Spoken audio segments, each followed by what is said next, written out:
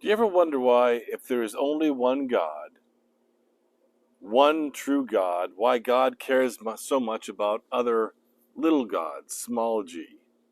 Why does God have such an issue that he made the first commandment to be, thou shalt not put any other gods above me? You ever wonder about that? What is it that makes our God so upset when people serve other small g gods? If our God is omniscient, omnipotent, omnipresent, there is no competition. So what's this all about? We're going to find out today, because I think in the book of 2 Chronicles 27 and 28, we have a story about a king. And this king kind of shows what happens in kingdoms that don't serve the one true God. Good morning, I'm Rini Sharest, Pastor Rini, Senior Pastor of Valley Christian Center in Fresno. Welcome to 747 Morning Inspiration. And today we're going to talk about why God cares so much about other demigods. All right, so in this book of 2 Chronicles, we see the kings of Judah kind of going from bad to worse. The kings of Israel are already really bad. And so in chapter 28, there was a king named Ahaz. Let me begin in chapter 28, verse 1, and read you this. And I think it's going to be pretty self-explanatory why God is so concerned about us putting our faith in other small g gods. Ahaz was 20 years old when he began to reign, and he reigned 16 years in Jerusalem. And he did not do what was right in the eyes of the Lord, as his father David had done. But he walked in the ways of the kings of Israel, which is pretty bad. He even made metal images for the Baals. So he made graven images, false images of false gods. And he made offerings in the valley of the sons of Hinnom, and burned his sons as an offering. They would pass their children through the fire. Whether or not they were fully consumed or just singed and disfigured or harmed in some way, it was an evil practice that God despised.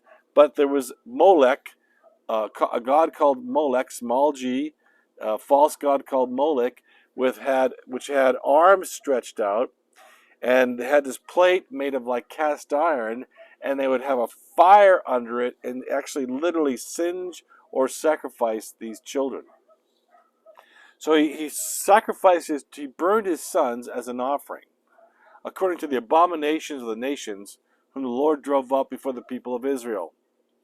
And Ahaz sacrificed and made offerings in the high places and on the hills under every green tree. There was a goddess called Asherah, and Asherah was the goddess of the trees, and she was the goddess of the planet. She was like Mother Earth in those days. So Ahaz was worshiping all these different entities instead of worshiping the one true God. And because he didn't worship the one true God, he, again, and I say this often, it's something to remember, when you sin and begin to do your own thing and worship your own self and your own life and other people and other gods and other things, you remove yourself from under the protection of God. And when you do that, bad things happen. And this is what happened when people put their faith in any other quote-unquote false god or faith or religion or belief.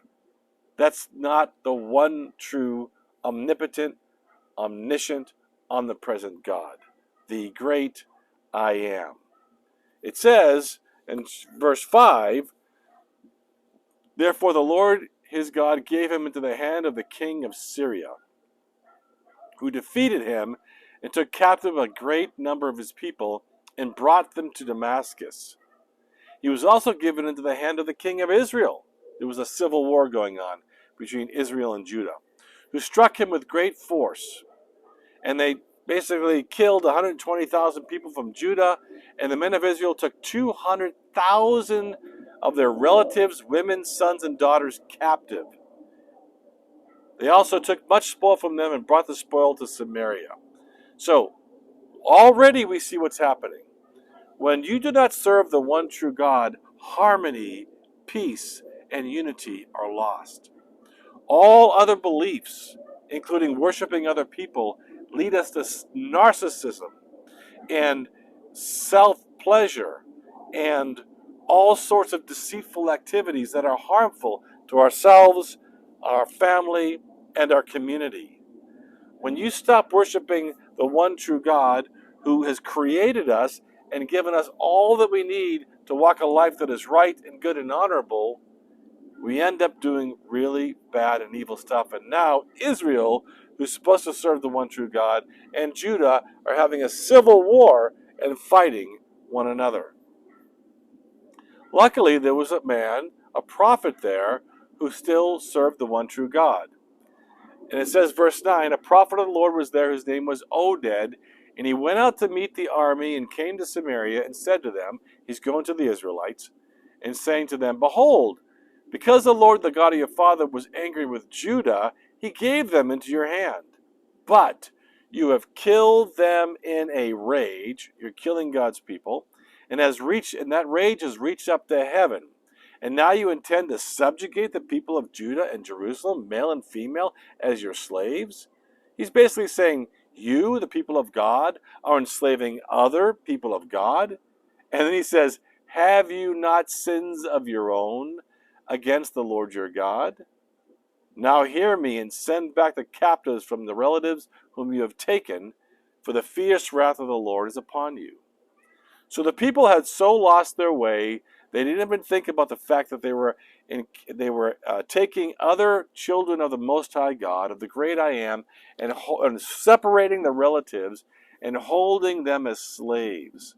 When you stop serving the one true God, you stop losing the understanding of truth. Absolute truth. God's truth. Truth that is moral and right and good and honorable and pure. Truth that embraces love, grace, mercy, and justice. Every time you look away from God, you look to worldly things, including yourself and your own fixing of yourself, your own intellect outside of God, you end up breaking these dynamic, beautiful, unifying characters of God, and you bring in the evil of broken humanity or the deception of Satan into the equation. And it says in verse 12, now here's why people who serve the one true God matter. Certain chiefs, also the men of Ephraim, Azariah the son of Jehonan, Berekijah the son of Meshillemeth, and Jehizekah the son of Shallum, and Amasa the son of Haldai, stood up against those who were coming from the war. Righteous men who served the one true God, the great I Am, knew what was right, knew what was wrong, knew what was moral, knew what was immoral, and they stood up for righteousness and said to them, you shall not bring the captives here. So they shamed the people into letting the captives go back to Syria. He gave them clothes, he washed them, he gave them water, he gave them food, and he sent them safely back to their home. So you have people who have taken their eyes off of God, who are doing evil to one another, hurting one another, dishonoring one another. People who are serving the true God, the I Am, the one and only God. When that happens, those people do what is right and good and moral and honest. Can you see the difference already? God gets angry about us serving other gods because they lead us astray. They lead us toward the hand of Satan, who wants to destroy all that we are. And so, not only did that happen, Ahaz didn't learn his lesson. It says in verse 16, at that time King Ahaz sent to the king of Assyria for help because he was being attacked. For the Edomites had again invaded and defeated Judah and carried away captives. He goes to his future enemy, his future captor. The Assyrians, remember, eventually invade Judah and capture the people and take them away as captives. Ahaz lost all direction, all moral understanding. He went to someone else who served other gods, and he completely lost it. And because he completely lost it, he ended up having his captors pretend to be his allies. it did not go well for them. And it says in 19, for the Lord humbled Judah because of Ahaz, king of Israel, for he had made Judah act sinfully, and he had been very unfaithful to the Lord. So his whole nation paid the price for his unfaithfulness. You know, those around you that you have influence over, family, friends, co-workers, they pay the price for your unfaithfulness. So Tiglath, the king of Assyria, came against him and afflicted him instead of strengthening him.